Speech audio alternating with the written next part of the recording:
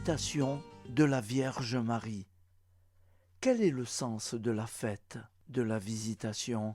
Le mystère de la visitation offre toutes les dimensions du salut christique.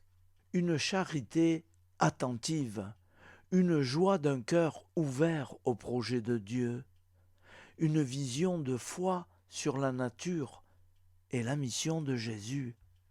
Le sens de la fête. Deux femmes se rencontrent, Marie et Élisabeth. Marie, à l'annonce de la grossesse de sa vieille cousine par l'ange Gabriel, Luc 1,26-39, se met en route pour être aux côtés d'Élisabeth enceinte de 6 mois de Jean-Baptiste. Les deux femmes se retrouvent, Luc 1,39-56.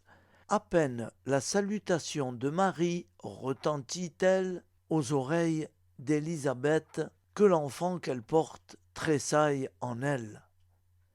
L'évangéliste Luc précise qu'aussitôt Élisabeth fut remplie de l'Esprit Saint, déclare Marie, pleine de grâce.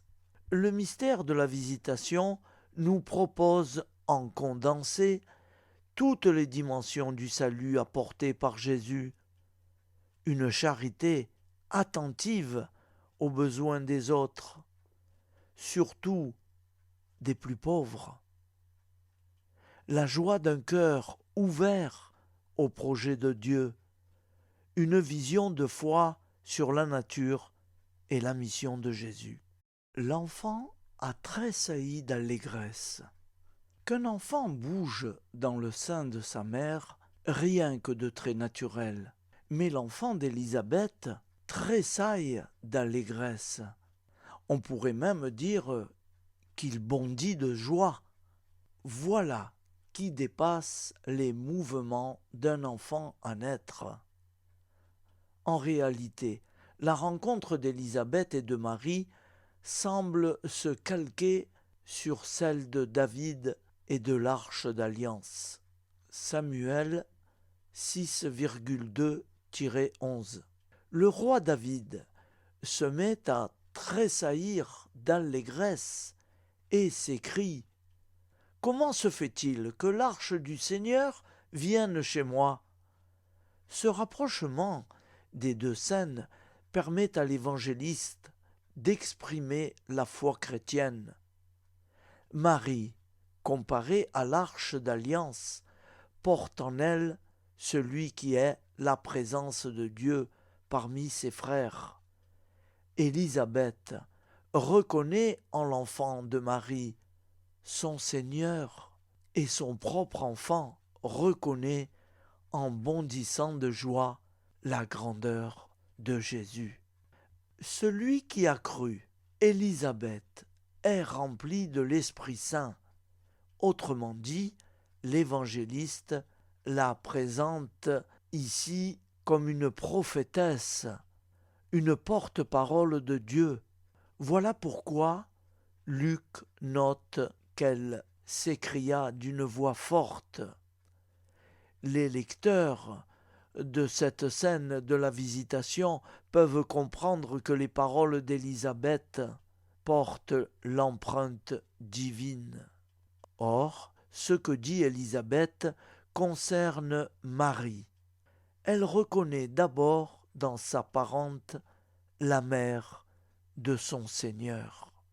La prophétie d'Élisabeth culmine dans la béatitude qu'elle adresse à Marie. Heureuse celle qui a cru à l'accomplissement des paroles qui lui furent dites de la part du Seigneur. Marie est reconnue comme croyante. Elle a pleine confiance. Pour Luc l'évangéliste, c'est bien la foi qui caractérise la mère du Seigneur. Une scène à contempler. Contemplons cette scène de la visitation. N'est-elle pas le prototype de toute rencontre authentique? Car notre vocation est bien de nous porter mutuellement cette bonne nouvelle. Oui, en Jésus. Dieu a établi sa demeure parmi nous. Mais comment le pourrons-nous si nous nous fermons à l'Esprit et à sa mystérieuse fécondité?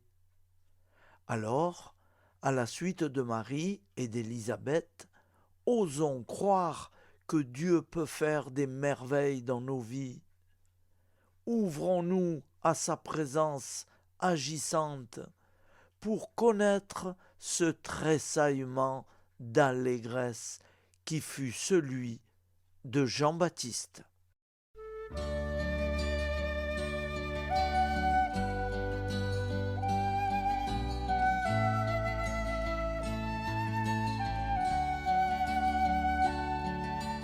Salve Regina, choisie par Dieu. Salve Regina, aimée de Dieu. Marie sur nos routes, sourire de Dieu. Sans cesse à l'écoute, étoile de Dieu. Salve Regina, choisie par Dieu. Salve Regina, aimée de Dieu. Marie sur nos routes, demeure de Dieu. Sans cesse à l'écoute, parole de Dieu. Salve Regina, choisie par Dieu. Salve Regina, aimée de Dieu. Marie sur nos routes, louange de Dieu. Sans cesse à l'écoute, cantique de Dieu. Salve Regina, choisie par Dieu. Salve Regina, aimée de Dieu. Salve Regina, choisie par Dieu. Salve Regina, aimée de Dieu. Salve Regina, choisie par Dieu. Salve Regina, aimée de Dieu. Salve Regina, choisie par Dieu. Salve Regina, aimée de Dieu. Salve Regina, choisie